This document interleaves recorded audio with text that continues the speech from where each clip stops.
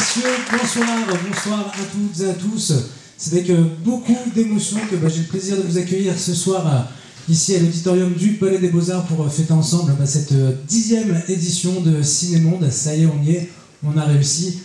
Alors, en tout cas, je suis ravi de retrouver des habitués qui nous suivent depuis le départ de cette aventure. Et puis je salue ceux qui nous ont rejoints ce soir pour la première fois. Soyez les bienvenus. Alors, pour une cérémonie d'ouverture, eh bien, les traditionnelles présentations, les interventions. Et on va commencer tout de suite par accueillir Monsieur Bruno Girvaud, directeur du Palais des Beaux-Arts et du musée de l'Hospice.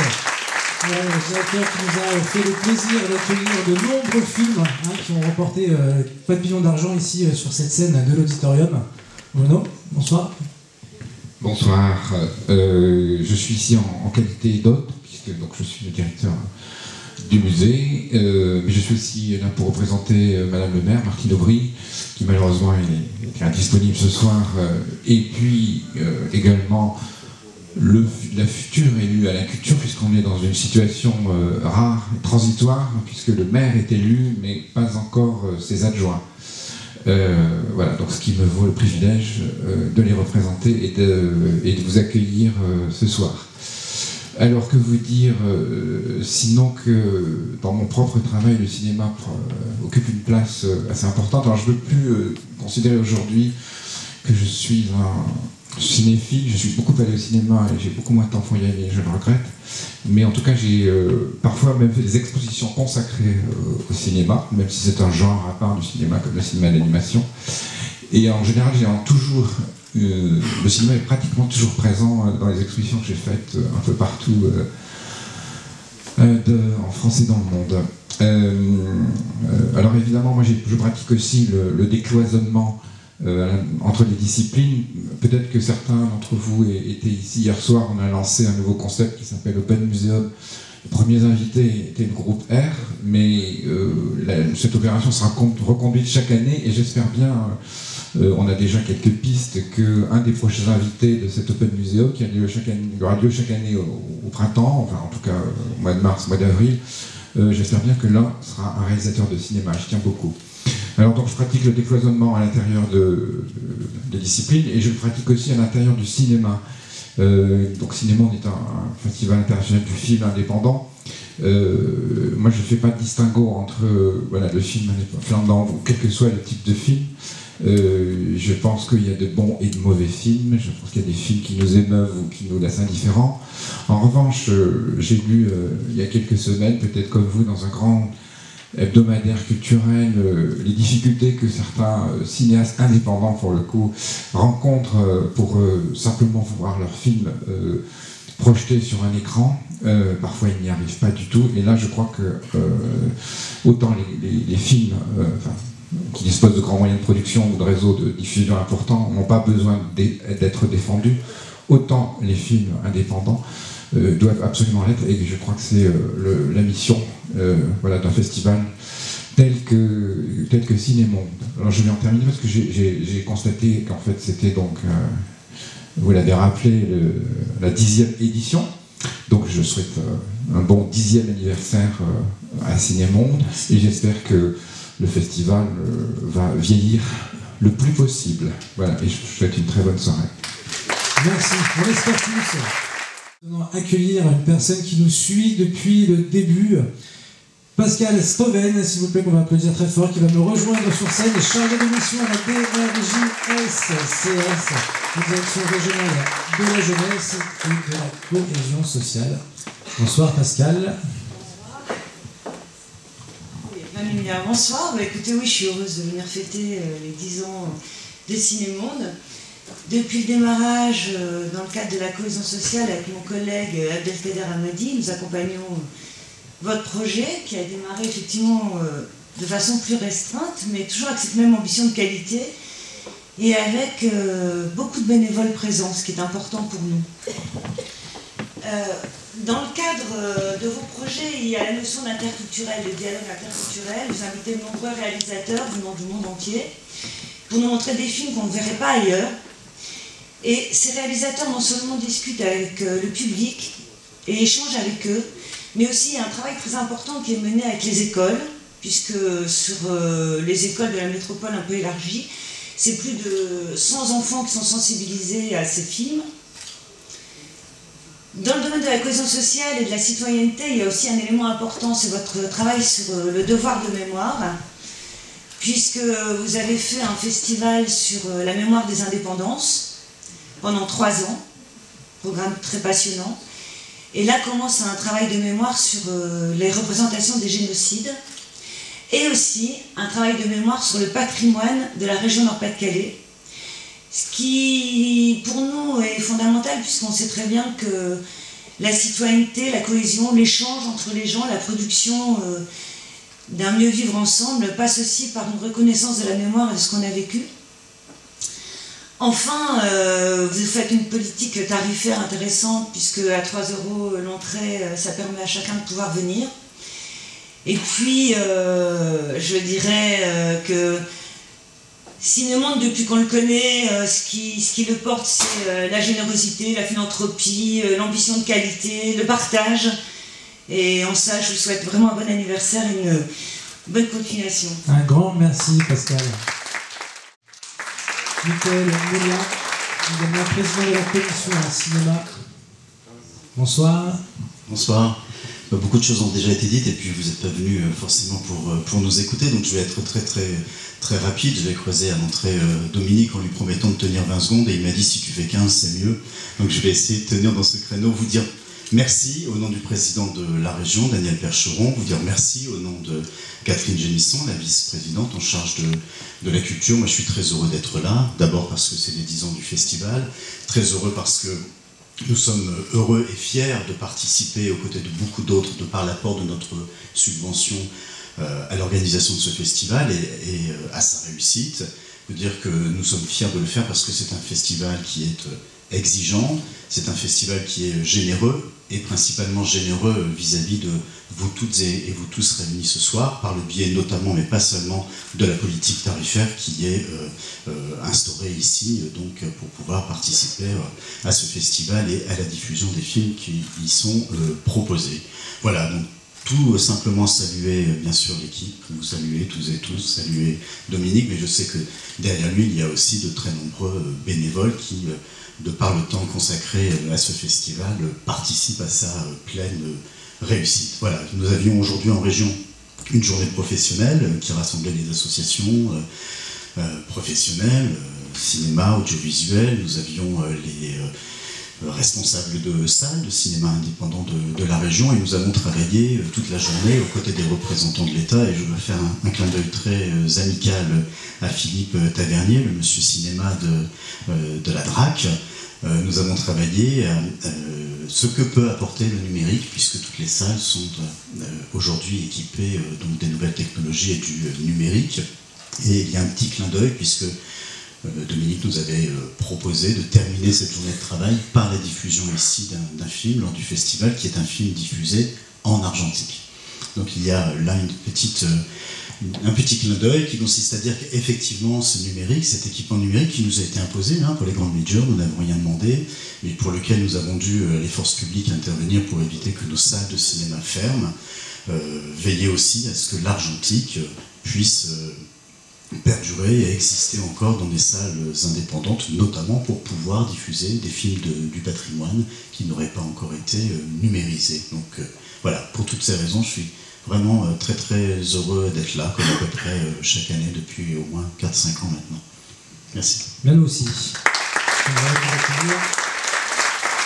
Et maintenant, je ne me présente plus, ceux qui les connaissent depuis toutes ces années. Et puis ceux qui viennent pour la première fois ce soir dans Cinémonde, c'est un peu le monsieur qui depuis 10 ans nous a embarqués dans sa galère. Nous a fait traverser nombreuses émotions, du rire, du sourire, des pleurs, des coups de crise, des coups de colère, des coups de tristesse, des gros coups de joie par contre. En tout cas, on est vraiment heureux d'être là ce soir et de le présenter à nouveau, notre Dominique Ollier, directeur de Cinémonde. Dominique Ollier qui va nous parler un petit peu plus de cette aventure, de la programmation. Dominique, je t'en prie. Bonsoir à tous, et effectivement j'ai l'impression que ça fait plusieurs jours déjà qu'on a commencé, parce que c'est une édition qui a commencé il y a déjà le week-end dernier, où on avait ouvert avec l'exposition Gilles Porte, que vous pouvez retrouver encore jusqu'à la fin de la semaine prochaine. Gilles Porte qui est parti un peu partout dans le monde pendant plusieurs années, sur 40 pays, pour rencontrer des enfants et faire ces autoportraits que vous allez pouvoir découvrir si vous ne l'avez pas encore vu à la Maison Folie-Moulin. Et vous aussi, tenter l'expérience comme l'avait fait Clouzot avec Picasso, derrière une glace. Et tout ceci, voilà, on recherche des personnes de 1 à 100 ans. Donc si votre âge n'est pas encore pris, vous pouvez vous précipiter pour faire cette expérience. Et si vous connaissez quelqu'un qui a 100 ans, on recherche activement aussi. Et puis on a eu aussi, quelques jours après, on a lancé cet hommage dont parlait Pascal au Rwanda, et notamment aux victimes du génocide Tutsi. Donc c'était il y a tout juste 20 ans. Et donc là, vous pouvez encore, pendant 100 jours, qui était la durée du génocide, voir les 3 œuvres de Bruce Clark, un plasticien sud-africain dont on a accroché des reproductions sur le parc Jean-Baptiste Lebas, et on a appris aujourd'hui que Bruce Clark sera avec nous la semaine prochaine. Donc il viendra entre le 16 et le 18, on ne sait pas encore quand, mais en tout cas il sera là justement pour raconter cette aventure des Hommes debout, qui simultanément était, pour rappel, aussi bien à Montréal qu'au Bénin, qu'à Lausanne. Enfin c'était assez extraordinaire ce soir-là, quoi. Et puis voilà, donc vous allez découvrir pendant plusieurs jours tous ces films. La Siegfried est encore avec nous. Ceux qui ont vu le ciné-concert hier soir, on a eu des retours plutôt très très positifs de cette première expérience. Ça a été vraiment un très beau cadeau. Pour ceux qui ne savaient pas, il y a eu une création sur très peu de jours, parce qu'ils n'avaient pas eu l'occasion de travailler ensemble, puisque Alexis avait remplacé au dernier moment Marcus. Voilà, donc ça a été encore un grand moment, et je remercie encore 1000 fois Zig pour ce très beau cadeau que tu nous as fait hier avec Alexis. Et puis la musique que vous avez entendue en rentrant est extraite du dernier album de Siegfried. Voilà, donc vous allez partir cette semaine sur la Tunisie, vous allez partir au Rwanda, vous allez revoir un certain nombre de films qui ont marqué l'histoire du festival, de Donoma en passant par Takwar, et des films plus anciens qu'on avait retrouvés. Ce week-end, vous allez passer le week-end et une nuit qui va être intense avec Benoît Delépine et Gustave Kerven, plus quelques invités qui sont en train de se confirmer les uns après les autres. Donc je vous invite à venir demain et dimanche au Majestic. C'est la première fois qu'on reste aussi longtemps au Majestic, et on en est très heureux. Et puis c'est la première fois aussi, on va aller à Berck. On sera au cinéma Le Familia, où il y aura 2 films qui viendront ici à Lille, qui seront présentés à Berck, notamment Pleurs en silence et Takwar, avec les réalisateurs qui feront les déplacements pour rencontrer le public de Berck. Donc ça, c'est une première fois avec Berck, et on en est ravis. Et puis voilà, tout à l'heure, Michael, tu parlais justement du travail qu'on fait sur le cinéma de patrimoine. Effectivement, pendant plusieurs années, dès les débuts du festival, on a travaillé sur les cinématographies qui venaient du monde entier, du Sénégal au Liban, passant par la République tchèque, la Guinée ou la Jamaïque. Et puis petit à petit, on s'est rendu compte que ici aussi, dans la région, il y avait un certain nombre de films auxquels on n'avait pas accès. Parce que le temps passe, et puis les gens oublient les films. Il n'y a pas de cinémathèque dans la région, comme vous savez, alors qu'il y a plusieurs régions en France qui ont déjà leur cinémathèque. Et pour nous, la mémoire d'une région, la mémoire d'un peuple, passe également par l'accès à la cinématographie de sa région, de son histoire. Pour moi, la littérature, et pour toute l'équipe, c'est aussi important. Ça construit les personnes, et le cinéma construit aussi l'histoire d'une cinématographie, l'histoire d'une région. Et donc, le travail que vous allez voir, enfin en tout cas un certain nombre de films de Léopold Simons que vous allez découvrir ou redécouvrir pour certains d'entre vous, sont une petite pierre qu'on essaye en tout cas de mettre dans cet édifice, qui va être long, et il faut qu'on trouve un certain nombre de partenaires pour pouvoir travailler avec eux. En tout cas, c'est un appel qu'on lance à toutes les personnes qui, on en a déjà repéré un certain nombre, qui font déjà ce travail-là et avec qui on pourrait travailler, car pour nous c'est un enjeu majeur de pouvoir rechercher ces films, de pouvoir éventuellement les restaurer et les numériser pour les rendre accessibles au plus grand nombre. C'est pas le travail de Picta Novo de faire ça, ils le font déjà pas avec les films qui soutiennent, donc c'est important qu'on puisse trouver d'autres solutions pour les films du patrimoine. Donc c'est un appel que je lance ce soir, mais on va faire ce travail, continuer ce travail-là également sur les films du monde entier. Voilà. Je ne vais pas être plus long. Si on parle de l'international, on va parler aussi du Ciné Gimbi. Il y a un an, on vous avait présenté ce projet de soutien au Ciné Gimbi, qui est une salle de cinéma au Burkina Faso. On va vous donner quelques nouvelles ce soir, parce que c'est ça aussi. C'est bien de pouvoir retrouver les films, de pouvoir en faire découvrir comme on en fait découvrir depuis 10 ans dans le festival. On a présenté près de 500 films depuis les débuts du festival, dont la plupart étaient inédits en France. Mais il y a aussi un très grand nombre de salles de cinéma qui ferment en Afrique, et pas qu'en Afrique. Le Portugal ou l'Espagne a fermé près d'une centaine de salles en 2013. Eh bien, c'est pas que en Afrique. En Europe aussi, ça arrive. Donc, je vous laisse découvrir des nouvelles du Ciné Gimbi, et après, on aura un invité. Merci. À tout à l'heure. Bobo Dioulasso au Burkina Faso, je vous demande d'accueillir Sanou Moumouni.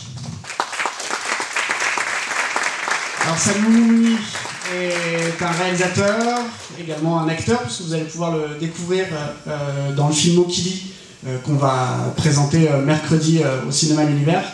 Et puis, c'est le premier invité qui travaille avec nous, parce qu'il travaille maintenant à la régie pendant tout le festival. Et maintenant, on va faire ça avec tous les invités. Donc, Siegfried, si tu restes avec nous, tu vas bosser aussi. Hein. Donc voilà. Moumouni, est-ce que tu peux nous dire un petit peu, depuis un an où Bernie était venu à Lille, qu'est-ce qui s'est passé quand il venait, on venait à peine de lancer le projet.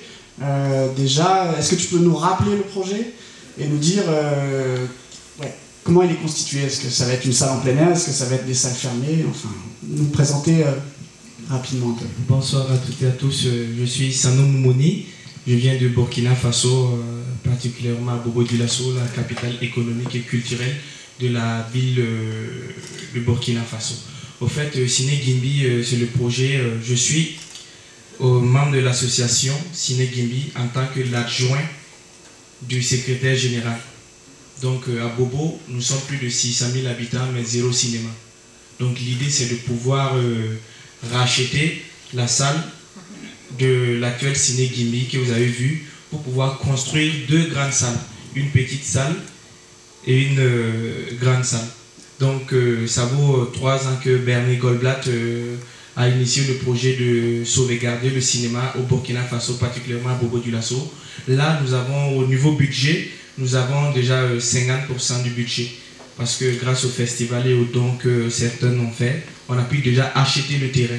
L'idée maintenant, c'est de pouvoir construire le terrain cette année et en 2015 faire les premières projections. Et tu me disais que ça n'est pas simplement être une salle de cinéma. L'idée, c'est que ce soit un lieu où effectivement on peut voir des films, mais un lieu qui va au-delà de ça. Voilà, bien sûr, parce que à l'époque, il y avait des salles de ciné. Avec l'évolution de la technologie, il y a eu des DVD, les gens regardent les films dans leur chambre, dans leur téléphone. Nous, on a vu que si on veut seulement montrer du cinéma, montrer que des films dans la salle de Ciné Gimbi, ça pourrait se fermer encore. Donc l'idée, c'est quoi? C'est de pouvoir montrer aussi des matchs de football en direct, genre comme ce que les gens font dans les canals, ils payent 100 francs pour entrer regarder des matchs. Quand nous, on n'a pas de films à projeter, quand on n'a pas de films à montrer, donc pour ne pas que la salle reste fermée, nous allons proposer à ceux qui veulent regarder des matchs en direct, nous allons montrer des matchs. Nous allons organiser aussi des forums de rencontres de la jeunesse à l'intérieur de la salle, faire l'éducation à l'image comme ce que j'ai vu ici. J'ai vu ici les enfants ils partent au cinéma, regarder des dessins animés. Au Burkina, chez moi, il n'y a pas ça. Donc l'idée, c'est de pouvoir faire ça, pour pouvoir faire vivre la salle pendant longtemps. Et du coup, là, comment on fait pour aider justement à pouvoir soutenir le Ciné Gimbi? Il y a différentes façons du coup pour pouvoir aider. Si tu peux un peu nous présenter les différentes pour soutenir encore, pour aider le Ciné Gimbi, nous avons 4 possibilités. D'abord, c'est d'acheter un siège à l'intérieur de la salle, là où on peut écrire votre nom, le nom de votre femme ou le nom de votre mari, qui coûte 300 €. Il y a aussi le mur des amis, qu'on peut inscrire le nom à 80 €. Donc, ce que je vais vous montrer tout de suite, c'est le t-shirt Gimbi. Donc, là, ça coûte 20 €. tu t'habilles comme ça. Et comme tu l'as mis, celui-là c'est 50. Là, maintenant, tu as un Gimme Style. Donc, j'invite tout le monde à s'habiller en Gimme Style pour soutenir le projet Gimme. Même si ce n'est pas le siège, le t-shirt à 20 €, ça fait le prix de 2 sacs de ciment pour construire la salle de ciné Gimme au Burkina. Et puis là.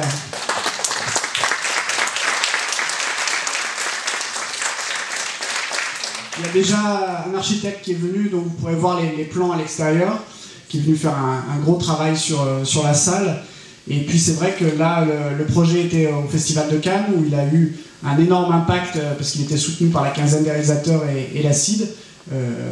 Donc ça, c'était important. Il y a de nombreux sièges. Tu sais à peu près combien il y a de sièges, tu as en tête combien? La grande salle, le nombre de sièges de la grande salle, c'est 323 pour la grande salle, et la petite salle, c'est 172. Et actuellement, nous avons 150 sièges vendus dans les deux salles.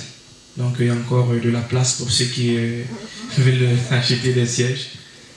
Non, puis c'est vraiment un projet qui est vraiment pris par des gens du monde entier et pas simplement des professionnels, parce que là, par exemple, l'Académie des Césars a acheté 10 sièges récemment, le Musée d'Art Moderne de New York a acheté des sièges aussi, mais il y a également des collèges qui, pendant tout un week-end, vendent un certain nombre d'objets pour acheter. Là, il y a un collège à Nîmes qui a acheté 4 sièges simplement avec des ventes, donc ça va. Il y a un an à Lille, il y avait une trentaine de personnes qui étaient dans le public, qui sont réunies à plusieurs, c'était des amis qui ont acheté un siège ensemble, quoi. Donc voilà. Donc ne partez pas sans. Il y a aussi, pour dire qu'à Bobo chez nous, c'est-à-dire plus de 90% de films burkinabés sont tournés à Bobo du Lasso. Ces films, ça se tourne à Bobo, ça se passe à Bobo, mais nous n'avons pas la chance de revoir ces films parce qu'il n'y a pas de salle de ciné. Donc ça veut dire que tout le monde à Bobo est motivé pour voir la nouvelle salle, c'est-à-dire le ciné Gimme, pour pouvoir voir ce qui se passe à l'intérieur de Bobo. Pour vous dire merci, je dis aussi merci au Festival Cinémonde. Chez nous, à Bobo, quand on veut dire merci à ceux qui sont venus pour soutenir le festival, pour soutenir le projet, nous on dit ça en bamana. Puis ani puis kan puis quel crossa ani croix d'abord ka wolo cinéma koro ka mo cinéma koro na ma ke cinéma koro fe ni fe refa na ma ka koro cinéma koro sekitma ya ko na ndede jitu mo bala sabali bana kulubali no foro koro ke ju cham go jonje badugo ani fadugo aw ni so je vous remercie.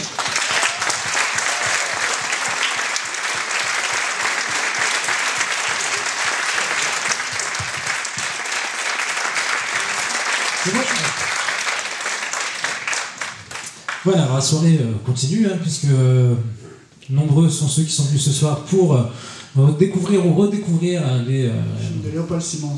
Voilà. Donc je te laisse appeler les deux personnes qui vont... Bien sûr, alors vont nous rejoindre l'ancien président de l'association Toudi Simon, Jean-Claude Lambin. Jean-Claude Lambin qu'on peut applaudir, qui nous rejoint de ce pas. Et pour l'accompagner, l'actuel président de l'association Toudi Simon, j'ai nommé Patrice Lamy. Patrice Lamy et Jean-Claude Lambin. Bonsoir. Bonsoir. Bonsoir à toutes, bonsoir à tous.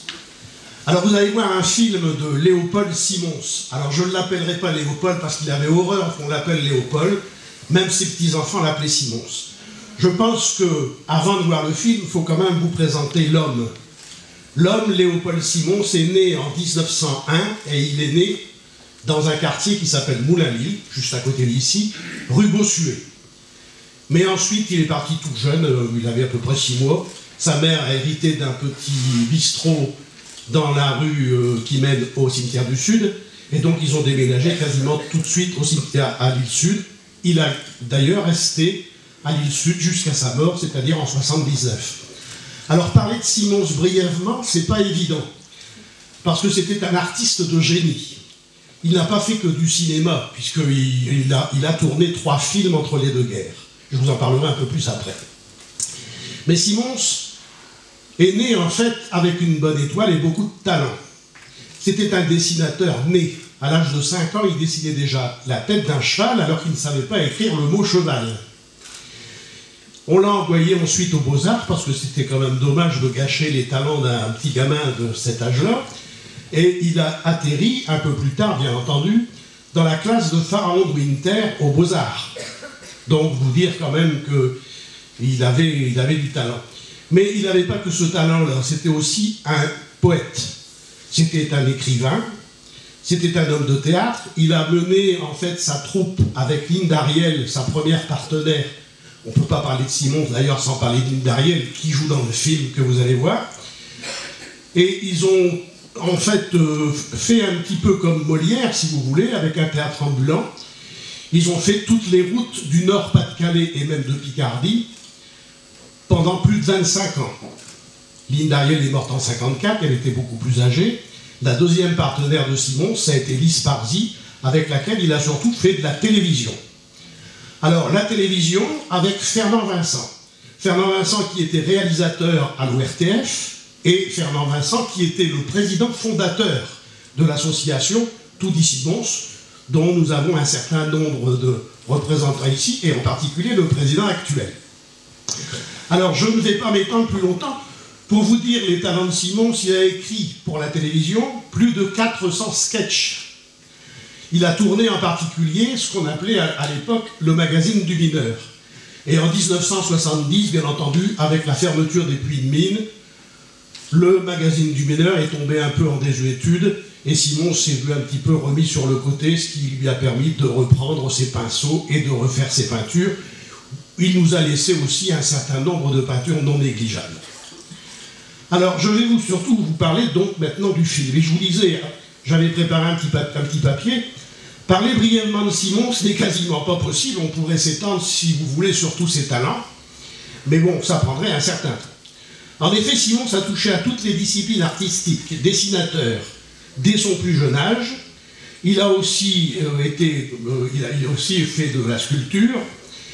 Et il avait commencé tout jeune, dans le fond, à faire du spectacle, parce que dès l'école, il a été à l'école jusqu'à 12 ans. C'était l'âge à laquelle on avait le certificat d'études primaires. C'est d'ailleurs son seul certificat, c'est d'ailleurs son seul diplôme. Et il avait déjà, à l'époque, à l'école Turgot, donc à Ville-Sud, son théâtre de marionnettes qu'il présentait à ses petits camarades. Alors, comment Simons est venu au cinéma, on n'en sait pas trop. Est-ce que c'est pour le plaisir de chercher une nouvelle discipline à laquelle il n'avait pas tâté?